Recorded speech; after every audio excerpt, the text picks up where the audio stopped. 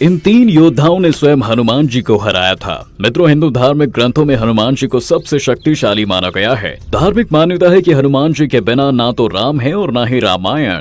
राम रावण युद्ध में हनुमान जी ही एकमात्र योद्धा थे जिन्हें कोई भी किसी प्रकार की क्षति नहीं पहुंचा सका था। यूं तो हनुमान जी के पराक्रम, सेवा, दया और दूसरों का दम्भ तोड़ने की अनेक गाथाएं हैं, लेकिन हनुमान जी को भी तीन योद्धाओं के आगे हार माननी पड़ी थी। सुनने में ये थोड़ा अजीब लगता है, लेकिन पुराणों के अनुसार यह सही माना गया है। मच्छिंद्र नाथ नाम। मित्रों, पुराणों में वर्णित कथा के अनुसार मच्छिंद्र नाथ नाम के एक महान तपस्वी हुआ करते थे। एक बार जब वे रामेश्वरम आए तो भगवान राम द्वारा बनाए गए राम सेतु को देखकर भाव विभोर हो गए, जिसके बाद वह भगवान राम की भक्ति में लीन होकर समुद्र में स्नान करने लगे। तभी वहां पर वानर के रूप में मौजूद हनुमान जी की नजर उन पर पड़ती है। वे जानते थे कि मच्छिंद्र नाथ एक महान तपस्वी हैं, फिर भी वह मच्छिंद्र नाथ की परीक्षा लेना चाहते थे। फिर हनुमान जी ने अपनी लीला प्रारंभ कर दी, जिससे चारों ओर बारिश होने लगी।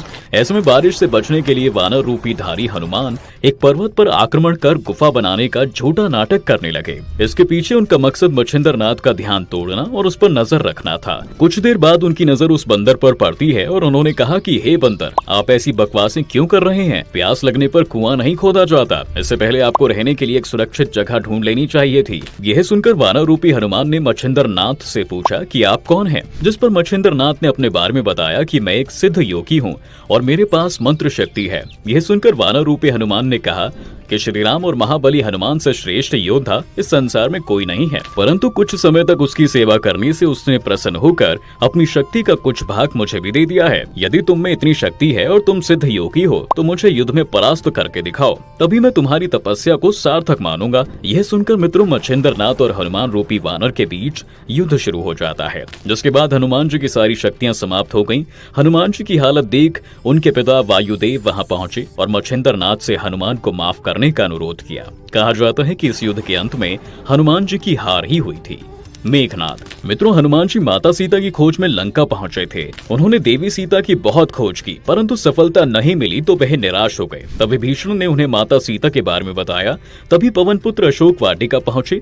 उन्होंने देवी को भगवान श्री राम का संदेश सुनाया और उसके बाद हनुमान जी को भूख लगी तो वे अशोक वाटिका के फल तोड़कर खाने लगे। इतने बड़े वानर को देख पहरेदारों ने इसकी सूचना रावण को दे दी और रावण ने अपने पुत्र अक्षय को बजरंगबली को पकड़ने के लिए भेजा, लेकिन हनुमान ने उसे मार डाला। तभी मेघनाद हनुमान जी को पकड़ने आया। उन्होंने ब्रह्मास्त्र का प्रयोग किया। वरदान के कारण राम भक्त को तो कुछ नहीं हो सका, लेकिन ब्रह्मा का अस्त्र होने के कारण हनुमान जी स्वयं उसके बंधन में बंध गए थे।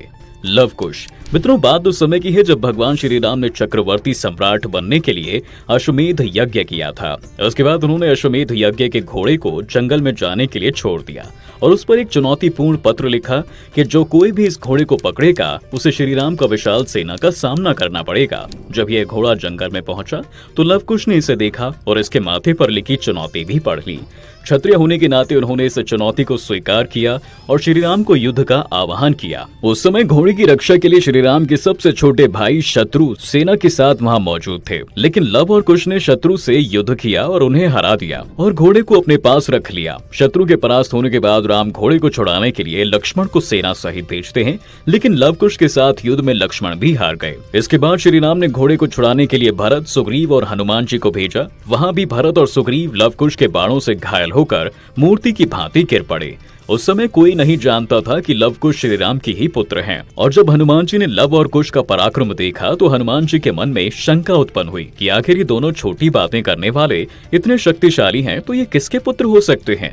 उन्होंने अपनी आंखें बंद कर ली और भगवान से प्रार्थना की कि यदि उन्होंने सच्चे मन से श्री राम की भक्ति की है तो उन्हें इन दोनों बच्चों के माता पिता के रूप में देखा जाए। इतना कहते ही हनुमान जी के सामने श्री राम और माता सीता की युद्धि प्रकट हो गई थी और इस प्रकार हनुमान जी को लव और कुश के माता पिता के बारे में पता चला। अब जैसे ही हनुमान जी को लव और कुश के माता पिता के बारे में पता चला तो वे दुखी नहीं हुए और उन दोनों को प्रेम पूर्वक घोड़ा वापस देने को कहा, लेकिन दोनों ने मना कर दिया। इसके बाद लव कुश ने हनुमान जी पर अपनी हड्डियों से हमला कर दिया, लेकिन हनुमान जी हाथ जोड़कर खड़े रहे और उनकी भुजाएं बंधी हुई थी। तो दोस्तों, यह वीडियो आपको कैसी लगी हमें कमेंट सेक्शन में जरूर बताएं और आपको ये कथा पसंद आई हो तो इसे ज्यादा से ज्यादा लाइक और शेयर करना बिल्कुल ना भूलें।